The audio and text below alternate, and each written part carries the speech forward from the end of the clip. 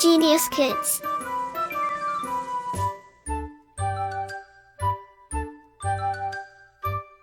Cultivating love for learning. Lesson 16. Urban Local Self-Government. Knowledge Acquisition. Municipal committees and municipal corporations function exactly the same in towns and cities as do the Panchayati Raj institutions in rural areas. But city life is very different from village life. So urban problems are quite different from those of rural areas. Cities and towns are densely populated. Millions of people live in big cities like Mumbai, Kolkata, Delhi, Chennai, and Bangalore. They pay taxes, and in turn they demand good transport and communication facilities, drinking water, sanitation, regular supply of electricity, big hospitals, and so on. Municipal committees and municipal corporations provide these essential services. Municipal committee and municipal corporation. There are two main types of local self-government units in urban areas. A. Municipal committees councils. B. Municipal corporations. There are some differences between the two. 1. Municipal committees are set up in smaller cities and towns, whereas municipal corporations are established in big cities with large population. 2. Municipal corporations enjoy more powers and higher status than those of municipal committees. 3. Municipal corporations are more independent of government interference in terms of administration. 4. Municipal corporations have better income and have more financial powers than the municipal committees councils. 5. Municipal corporations generally deal with the state government directly. Municipal committees, on the other hand, have to deal with the government through the district administration. In our country, only big cities like Kolkata, Mumbai, Chennai, Delhi, Ahmedabad, Bangalore, Kanpur, Nagpur, Chandigarh, Lucknow, Patna, etc. have municipal corporations. Composition of a corporation. The residents of the city elect members of a corporation. Any person who has completed the age of 18 years and is a registered voter can vote in the corporation election. Any person who wants to contest election for membership should not be less than 25 years of age. The government fixes the number of members, seats, a corporation council should have. The corporation area is divided into several wards for the purpose of elections. Each ward elects one member. Seats are reserved for scheduled castes and scheduled tribes. Only the members of these categories can contest for these seats.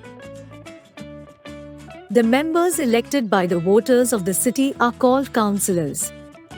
In some cities, the councillors elect some more members who are known for their experience and integrity.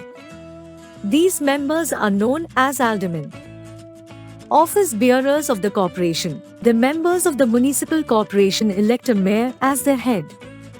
He/she presides over all the meetings of the corporation and looks after the work of the corporation with the help of municipal commissioner, chief engineer, chief medical officer, etc.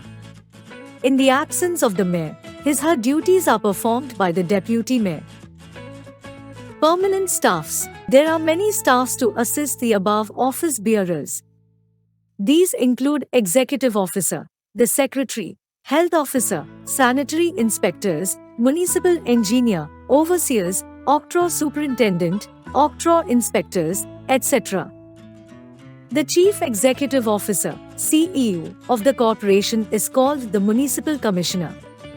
He supervised and coordinates the work of all the departments of the corporation. The health officer and his team of sanitary inspectors are responsible for the cleanliness and the prevention of diseases in the corporation area. The responsibility for the construction, maintenance, and the repair of roads, buildings, parks, bridges, etc. falls on the chief engineer and his team of overseers. The superintendent of water looks after the supply of drinking water in the residential area of the city. The office bearers of the corporation advise the members on the day-to-day problems of the corporation. The officers of the corporation do not belong to any political party. They are expected to be impartial in the performance of their duties. Do you know? The Corporation of Chennai, formed in 1688, is the oldest municipal body of the Commonwealth of Nations outside the United Kingdom. Composition of a municipal committee. Small cities and district towns, which have a population of more than 20,000, have municipal committees or councils. The members are elected by residents. The number of members is fixed by the government.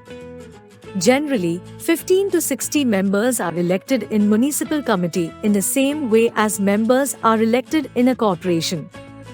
A city is divided into different wards and ward councillors are elected. Apart from the elected members, there are official advisors who are allowed to take part in discussions and deliberations but do not have the right to vote. The committee members elect a president and a vice president. Their election has to be confirmed by the government. The president calls and presides over the meetings of the committee. The committee has a permanent staff to see the day-to-day administration. The important officials of the committee include the Commissioner, Chief Executive Officer, Secretary and Assistant Secretary. Other officers, such as Chief Engineer, Health Officer, Chief Sanitary Inspector, etc., are in charge of their own departments. The Superintendent of Water looks after the supply of water, while the Octroi Superintendent and Octroi Inspectors are responsible for the collection of Octroi tax levied on goods brought into the city. Important towns like Ferozpur, Bhatinda, Saharanpur, Rohtak, Karnal, Aligarh, Ajmer, Alwar, etc. have municipal committees. Functions of local bodies in towns and cities. Health services. Health is essential if we are to live long and happy lives. That's why it is said that health is wealth. Only healthy citizens can take active part in affairs of state. It is the essential duty of a local government body to take all necessary steps to preserve the good health of its residents. In order to do so, the following functions need to be performed. 1. Ensuring the supply of clean drinking water. 2. Providing proper drainage. 3. Providing hospitals, dispensaries, child and maternity welfare centers. 4. Removing carcasses of dead animals and disposing of fallen trees. 5. Keep the streets clean by removing garbage. 6. Ensuring proper sanitation in the city. 7. Making arrangement for public vaccination. 8. Preventing the outbreak of epidemics. 9. Taking measures for keeping the stray dog population in check. 10. Preventing the sale of adulterated food. Public utility services. 1. Construction and maintenance of roads, streets, latrines and drains. 2. Installing, maintaining and repairing street lights. 3. Planting trees along roadsides. 4. Maintaining public gardens, parks, recreation centers, etc. 5. Providing efficient and adequate fire-fighting services. 6. Controlling the number of beggars by rehabilitating the able-bodied ones. 7. Assigning suitable places for burying or cremating the dead. 8. Ensuring regular supply of electricity and water.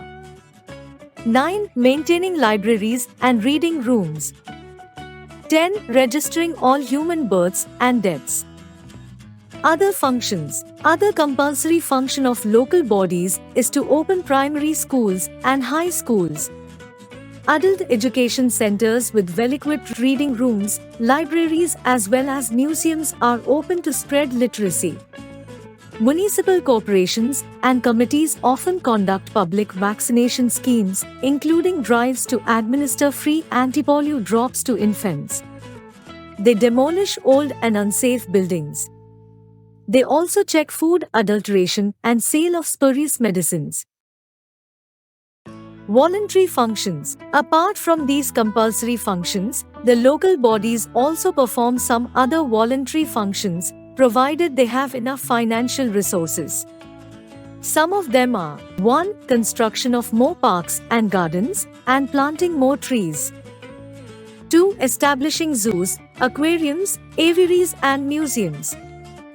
3. Maintaining old age homes, orphanages, rehabilitation centers for drug addicts, night shelters for the destitute, traffic control volunteers, blood bank, etc.